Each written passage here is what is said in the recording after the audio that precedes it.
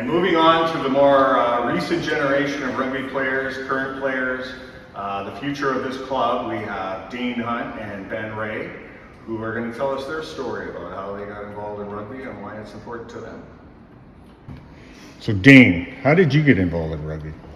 So actually, I got involved with rugby through you and your son Ben here. I grew up in a football-dominated household. I was never really interested in it, not interested in watching it, playing it, or anything. And then one day, I went to watch a friend play hockey at the Vollmer Center, and you guys were starting a junior program. So I kind of was interested. I didn't really know anything about rugby. I went home and watched a few videos on YouTube, and I said, okay, maybe I'd give this a try. About a week later, someone came into school and was talking about it in one of my classes, and I said, is that with Ben and John Ray? And he said, yeah, John's our coach and Ben's on the team. I said, okay, I'm gonna come out to practice. And I started going the next Thursday and been playing for, I don't know, almost 10 years now. A little break in between because we didn't have a junior program for that long, but I think I ran into you at the Manchester and you were like looking for something to do. Yeah, that was when I was a little bit older, probably around 20, 21-ish, and I said I had a little bit of extra time since I changed from one job to another and started coming out from then on. How about you, Ben? You got obviously the connection with your dad here.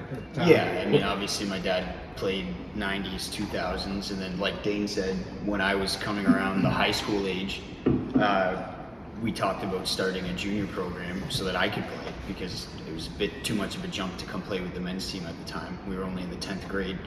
So we did all those hours at the Vollmer Center in different high schools trying to get kids to come out, and we ended up with 50 plus kids with Dane, you know, Ryan Story, Jordan Thrasher, Ben Magry, Samard. They're all still here, a lot of those guys. So you guys are the face of the team now. I mean, yeah, a lot of us have turned into what seems to be, you know, kind of the front runner, the starting lineup of the team right now. So it was a good turnout.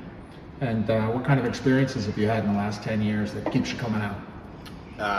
Many good ones. I mean, of course, I'm sure everybody has sort of said that your rugby buddies become kind of like your family. That's kind of the joint topic here. But for me in particular, one that really sealed the deal was in the last year that we had Simon getting married overseas in Africa, which is not a trip for most people to take in their lifetime, but because of the opportunity and how close we are with him through rugby, there were 16 of us that went over there. And, you know, to get 16 of your rugby buddies to go over to Africa for your wedding, that's pretty huge for him and an amazing experience for us. And then the plus side to that story is that the way he described us to his family, we might as well have been the Canadian national rugby team. So everywhere that we went, we were the Canadian rugby team, according to his family and his friends. And they treated us like royalty.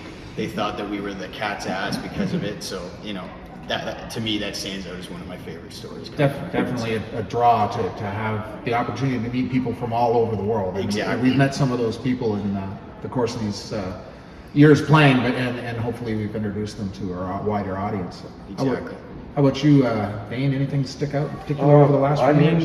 Stories of mine is kind of like Ben's. The first tournament that I went away for was to Savannah, and I actually drove all the way there with Doug Lovegrove. Me and him stayed the night in West Virginia at a pretty dingy hotel, but it was cheap, and we were only staying there to sleep, so we stayed the night and we drove the rest of the way. That's all that happened then? Yeah, that's it. And that's actually one of the longest trips I've actually ever been on. It wasn't really a vacation. We were only there for 2 days, but it was a pretty different experience for me. I've never been in that climate or been anywhere like that, so it was a good time.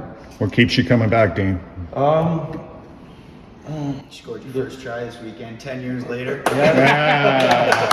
I guess that'll keep me coming back around for a little while, I guess, and all the Just a little while, and all the friendships I've made, and even with the old boys here, it's nice having a family like this. It's great.